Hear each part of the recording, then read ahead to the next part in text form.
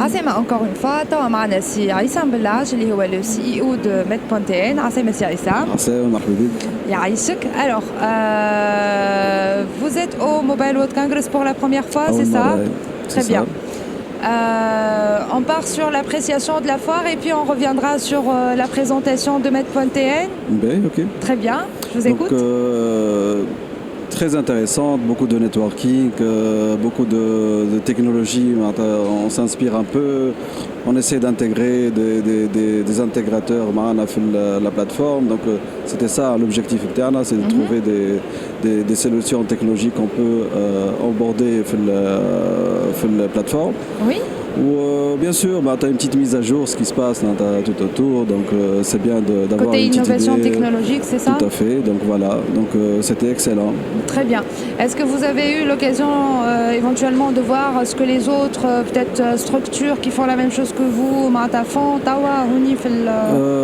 oui, شفنا برشا حاجات. On travaille sur des partenariats avec quelques startups ici en Europe. Donc oui, il y a beaucoup à faire déjà avec des startups européennes. Pour faire des projets ensemble ou pour peut-être les ramener en Tunisie? Non, voilà, pour intégrer des solutions voilà, pour faire des intégrations essentiellement. Très bien. Alors, qu'est-ce que vous Med.tn déjà? D'accord. Donc Med.tn, c'est un réseau médical professionnel. On connecte 15 000 médecins à 2,5 millions de patients par mois. Donc c'est une mise en relation, ça permet de prendre un rendez-vous, d'entrer en contact avec un médecin et aussi partager, ça permet aux médecins de partager des articles, des vidéos, etc. sur la plateforme. Très bien.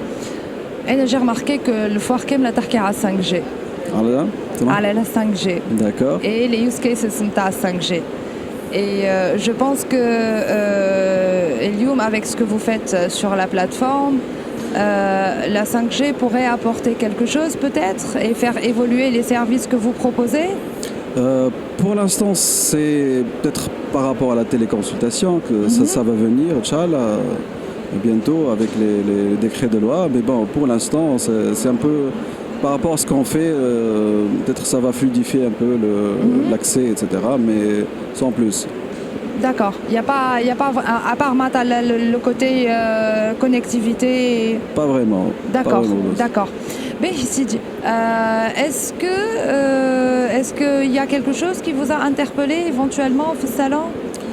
Essentiellement, c'est des startups avec des innovations. Je donne vraiment, on est inspiré par rapport à ce qui se passe. On est un peu dans un cadre, l'écosystème Zril, Choix et Touns, donc ça nous permet d'avoir une vision plus large de ce qui se passe sur l'échelle mondiale. Très bien. Alors tout à l'heure, on a vu plusieurs startups et il y en a certaines qui pensent déjà aller vers le marché international, que ce soit en Afrique ou en Europe. Est-ce que vous travaillez éventuellement sur un projet similaire, Med.tn? En fait, aujourd'hui, on est implanté dans 3 pays physiquement, donc Tunisie, Maroc, l'Algérie. Oui. Donc on s'est installé il y a 6 mois au Maroc. Donc le même service existe, c'est Med.ma carrément. Et aussi en Algérie qu'on a lancé dernièrement. Donc oui, c'est très intéressant. Cette horizontale est très, très intéressante. Est-ce que vous envisagez d'aller vers d'autres pays peut-être? On pense qu'il faut se concentrer déjà sur le marché. C'est un marché assez grand, donc il faut se concentrer sur ça. Et puis l'étape G, Inch'Allah, on peut passer à d'autres destinations. Très bien. Merci beaucoup, Yaïs.